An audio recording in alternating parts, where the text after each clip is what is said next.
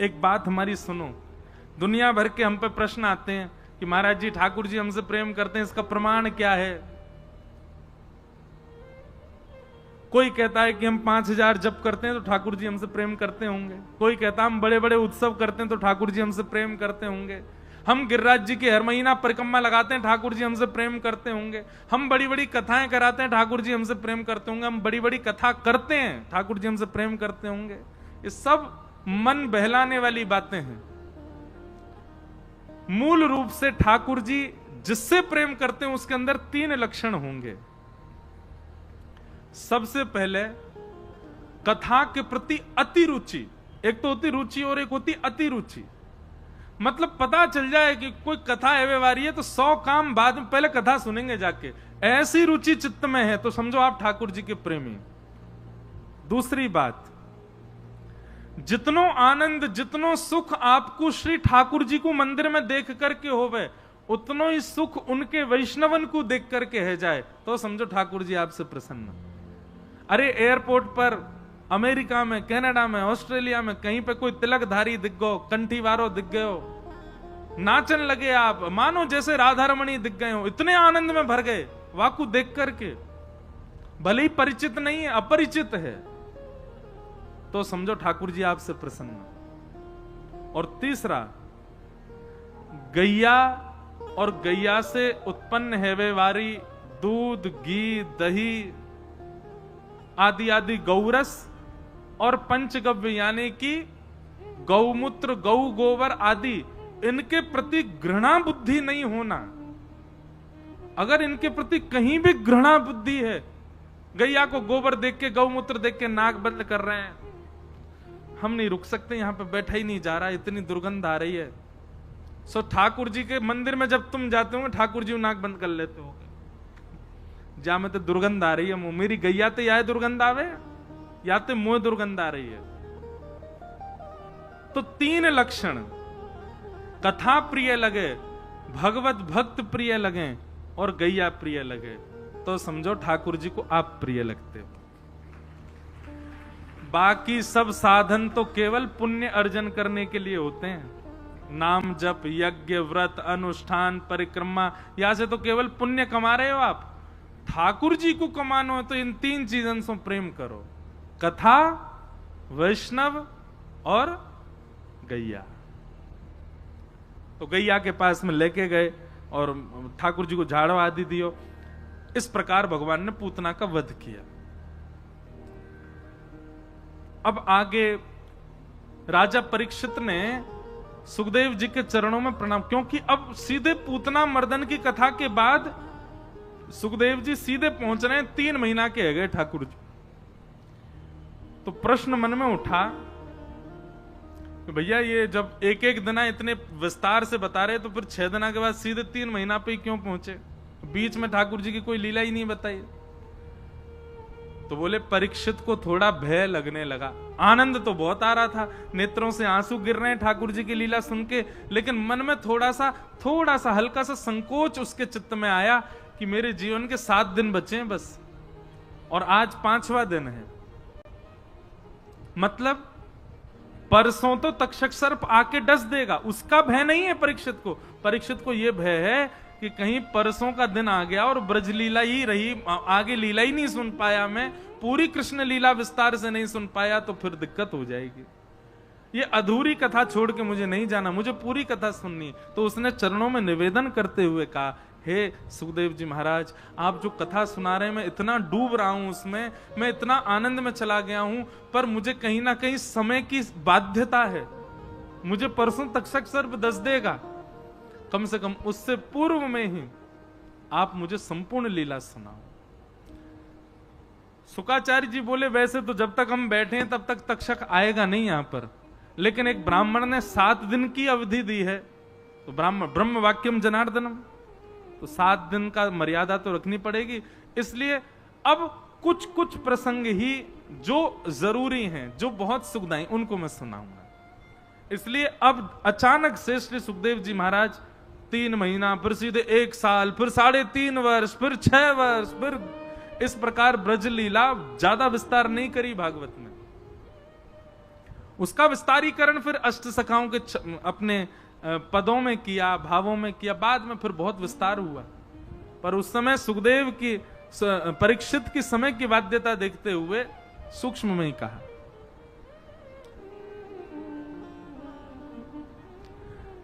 ठाकुर जी 3 महीना के है गए, और जैसे ही लाल जी 3 महीना के भये हैं,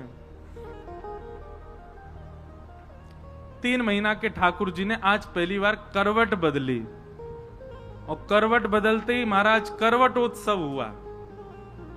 पूरे ब्रजमंडल में हल्ला मच गया, अरे बधाई हो बधाई हो। काय बात की बधाई? बोलो नंद के लाला ने आज करवट बदली है, करवट लेनो सीख गयो लाला।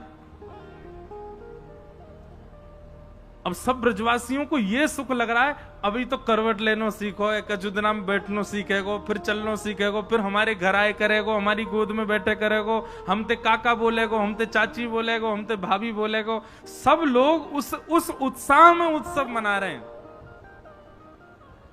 पूरे ब्रजमंडल में उत्सव मनन लगो। ठाकुर जी एक बैलगाड़ी के नीचे सुबा दिए मैया ने। लो महाराज 7 तो बजे ही गए, आज गोवर्धन उत्सव होना, हमें तो लगे आज कथा ज्यादा लंबी जाएगी। कोई नहीं, आप सब लोग ध्यान पूर्वक सुनियो, आनंद से सुनो, कोई दिक्कत तो ना है ना। जिनको जानो हो अगले पद में चले जाओ, हम कोई भजन गाएंगे तब चले जाएंगे, हम तो कथा आज आराम से करेंगे। लाल जी इतने 56 भोग सजे बढ़िया से पाके जाएंगे। भगवान को एक बैलगाड़ी के नीचे सवाए दियो, तभी सक्टासुर आ गयो। भगवान ने एक पाम लंबो करके सक्टासुर को वध कर दियो।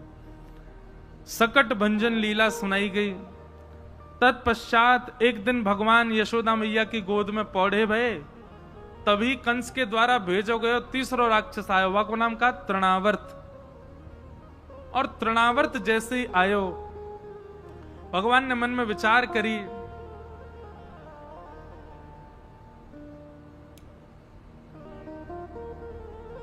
शिव गुरु जी आए पीछे से लेके,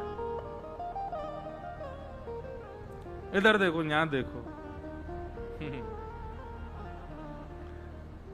बोलो वृंदावन बिहारी लाल की जय।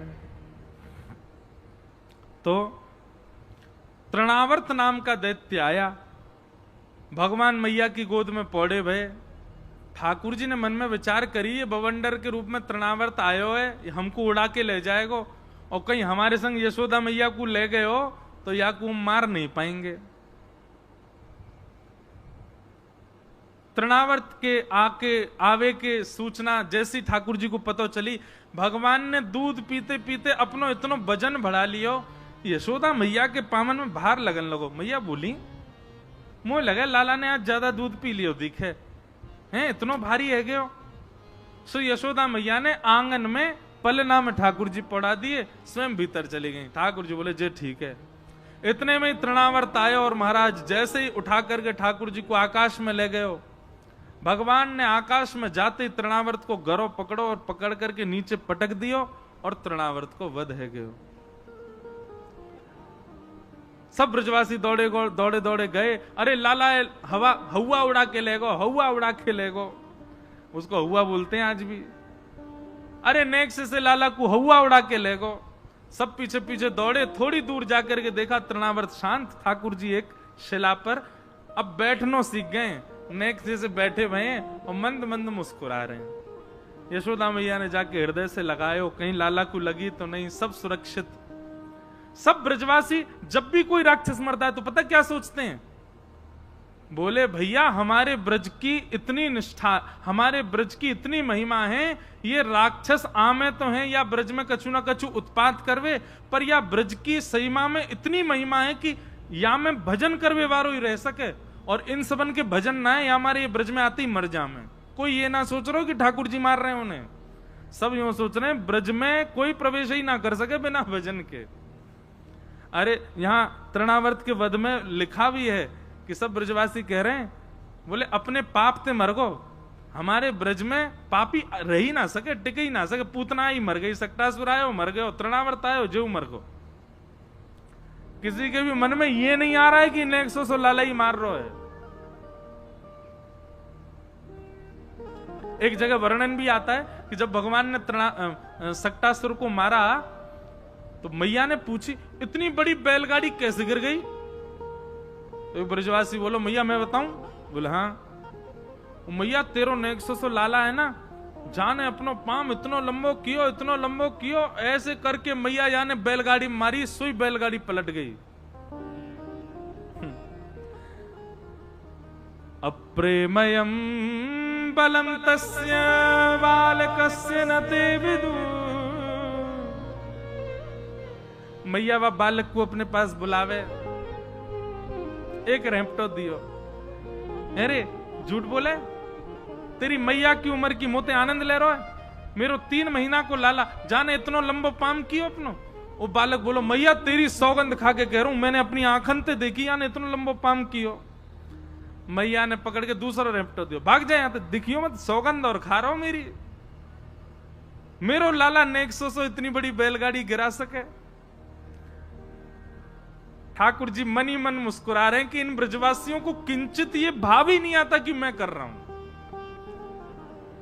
आहा, यही तो प्रेम है। मैं कहा करता हूं कि प्रेमी व्यक्ति को प्रेम जब होता है ना, तो प्रेम में कभी प्रभुता का दर्शन नहीं होता, प्रेम में किसी के ईश्वरत्व का दर्शन नहीं होता। प्रेम में कितना भी योग्य व्यक्ति क्यों ना हो, उसकी योग्यताएं नहीं दिखती हैं, वो सामान्य ही लगता है। और जहां योग्यताएं दिखती हो, जहां श्रेष्ठताएं दिखती हो, तो समझ जाओ कि वहां प्रेम नहीं है, आकर्षण है।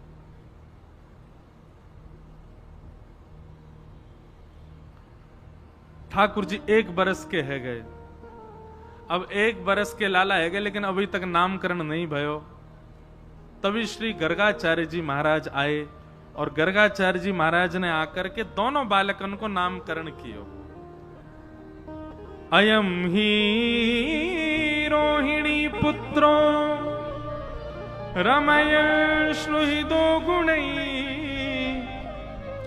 आख्यास्यते राम इति बलाधिक्यात् बलं विदु। मैया ये आपका जो बालक है,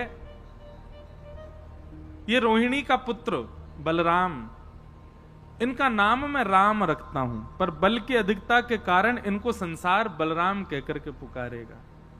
जय हो। बोलो वृंदावन बिहारी लाल की।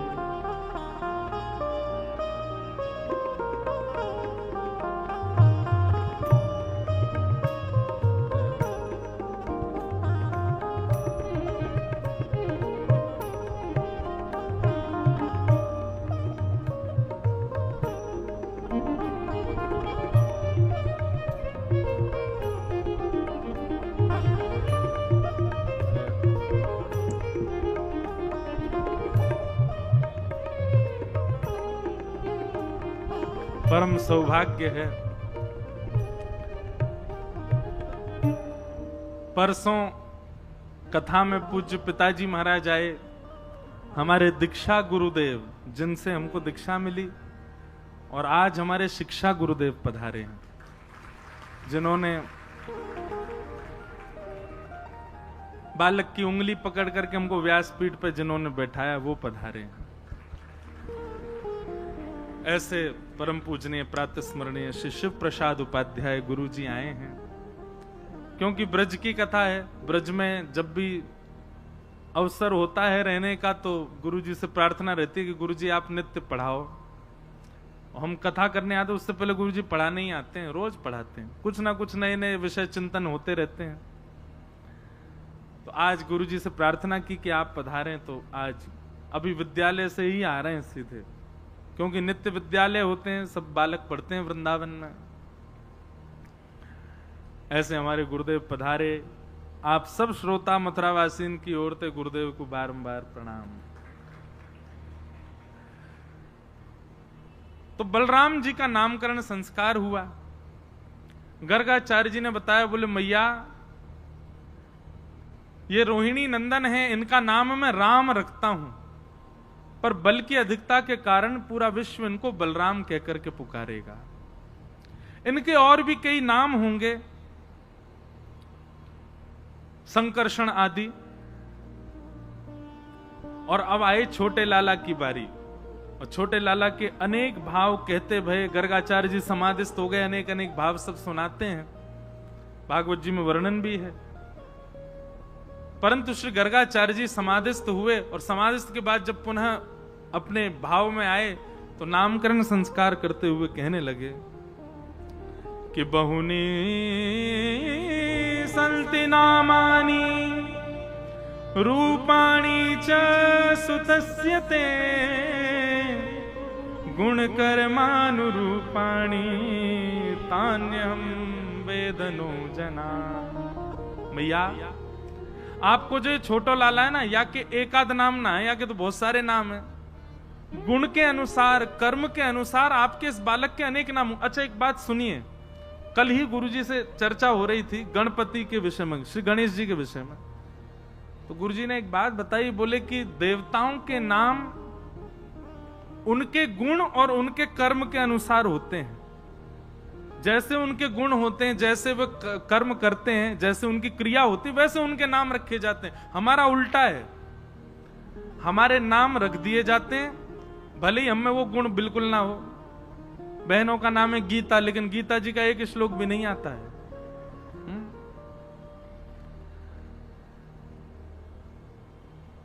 किसी का नाम है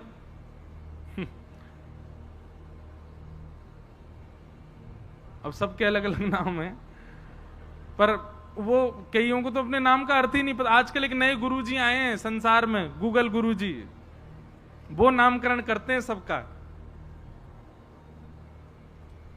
टॉप 10 नेम फॉर बॉयज, अक्षर क्या है, टी, वो बता देगा ये नाम धरो। ऐसा नहीं, हमारे यहां नामकरण हो जाता है, भले ही वो नाम के अनुसार गुण भीतर आवे चाहे नहीं आवे। हमारे साथ बहुत बढ़िया, हमारा नामकरण हुआ, गुण तो नहीं आया पर सेवा जरूर आ गई है। गुरुजी हमारे पिताजी ने हमारा नाम क्या रखो, इंद्रेश, इंद्रश्य ईशः, जो इंद्र के भी ईश्वर हैं। इंद्र के ईश्वर कौन है?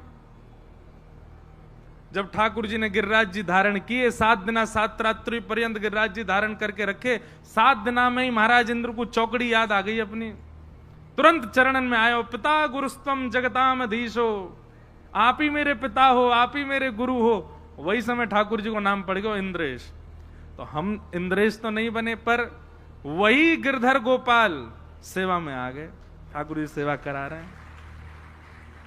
तो भले ही गुण कर्म नहीं आए, गुण नहीं आए हो, लेकिन कर्म तो आ गए और नाम के अनुसार। ऐसे ही अपने नाम ढूंढो आज सबरे। अगर कोई को नाम गीता है तो 700 श्लोक याद करने ही पड़ेंगे बाकी।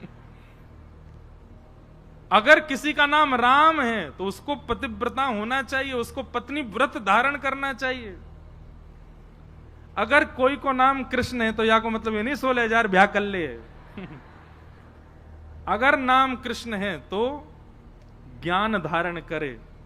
अगर नाम कृष्ण है तो सबका हितैषी बने, सबका प्रिय बने। अपने नाम के अनुसार, नाम सागर है तो सागर के समान धीर बने, गंभीर बने,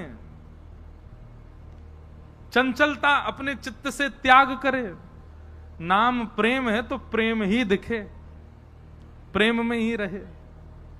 नाम दीपक है तो प्रज्वलित करे, जो आए उसको प्रकाशित करे।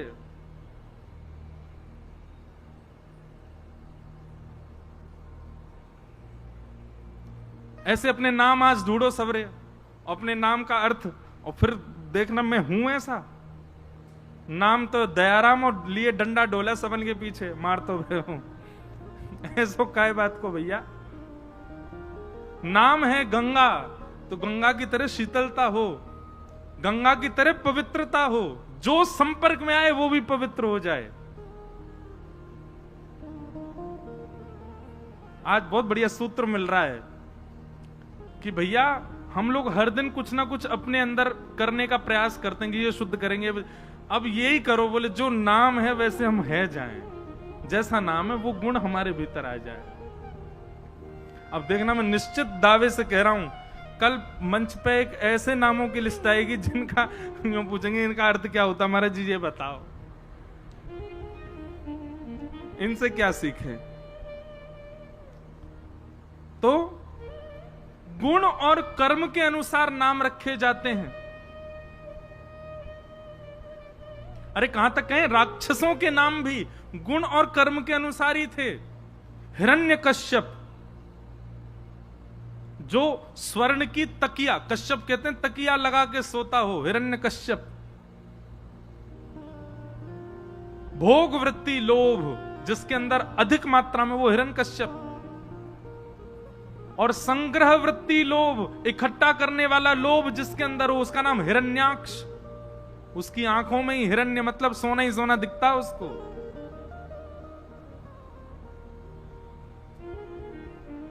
तो राक्षसों के नाम भी वैसे ही होते थे, देवताओं के नाम। तो भगवान के लिए गर्गाचार्य जी बोले, एक गुण हो तो एक नाम रखूं, पर आपके लाला के तो अनेक गुण होंगे, अनेक कर्म होंगे, उनके अनुसार आपके लाला के तो अनेक नाम हैं। मैया बोली, बाबा ऐसा मत करो, एक ही नाम बताए दो, मैं अपने लाला को कैसे पुकारे करूंगी।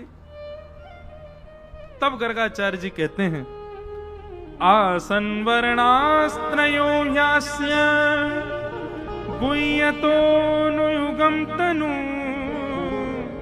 शुक्ले रक्तस्तथा पीत इदानीं कृष्णतां गत। बोले आपके ये लाला कभी शुक्ल वर्ण के हुए, कभी रक्त वर्ण के हुए, इसके वर्ण कई बार बदले। वर्ण मतलब कॉम्प्लेक्शन। ठाकुर जी कभी श्वेत वर्ण के भी रहे हैं, कभी रक्त वर्ण के भी रहे हैं, कभी पीत वर्ण के भी रहे हैं। इस बार आपका लाला कृष्ण वर्ण का है, इसलिए इसका नाम हम कृष्ण रखते। बोलो बाल कृष्ण लाल की। भगवान का नाम कृष्ण रखा गया, कृष्ण। ठाकुर जी को नामकरण संस्कार है कि अब तो मैया ने बहुत सारे नाम धर दिए, कन्हैया, कनुआ, गोपाल, सब नामों से बुलाने लगी। अब ठाकुर जी 1 बरस के गए, नेक नेक चलनो सीखने लगे हैं, नेक नेक बोलनो सीखने लगे हैं। अब मैया ताल बजावे तो वह ताल को सुनकर के ठाकुर जी अपनी दोनों भुजा उठा के नृत्य करें। मैया सब गोपीन को बुला बुला करके अपने लाला की नई नई लीला दिखावे। अरे देखो आज लाला जे बोलनो सीख गो, आज लाला जे करनो सीख गो। मैया ने ठाकुर जी को याद करा दिए, बोले लाला तेरी नाक कहां है? सो ठाकुर जी नाक पकड़े अपने, जेरी नाक। लाला तेरी आंख कहां है? सो ठाकुर जी ऐसे अपनी आंख करें। छोटे छोटे बालकों को सिखा देते हैं, आइस कहां है बच्चे, आइस बताओ, ऐसे ऐसे करते हैं। ऐसे ठाकुर जी भी सीख गए। लाला तेरी जीभ कहां है? सो ठाकुर जी जीभ निकाल रहे हैं, जेरी जीभ। अब सब गोपियां घेर के बैठी हैं, सब पूछ रही लाला तेरे पाम कहां है? सो ठाकुर जी अपने पाम पकड़े। तेरे हाथ कहां है? जेरे। एक चतुर गोपी पीछे खड़ी खड़ी बोली, लाला तेरे कान कहां है? कान। सो ठाकुर जी वाकू यूं देखें, मैया तेरे लाला जी ना पता कान कहां है? अरे ना लाला तो कल सिखाया तो कान कहां है, बता दे कान कहां है, जल्दी बता। ठाकुर जी उठ करके गए। ठाकुर जी मन में सोचने लगे, मैं अपने कान पकड़ूंगा। सो जे मुंह बोले कि चल लाला क्षमा कियो, कान मत पकड़े। ठाकुर जी तो समझ गए वाकई मन की बात। सो ठाकुर जी बोले मैं कब कान पकड़ूं, अब बोलना तो जाने नहीं नेक्स्ट से लाला। तुरंत उठे, उठ करके वह गोपी के पास गए और वही के कान पकड़ के बोले जे रे कान, ये है कान। गोपी बोली मैया लाला तो तुम्हारो चतुराई भी सीख तो जा रहा है। आहा, दूध न पीवे लाला, दही हूं न खावे। दूध न पीवे लाला, दही हूं न खावे। माखन मिश्री को बड़ो रे खवैया, माखन मिश्री को बड़ो रे खवैया। ओ नाचे नंद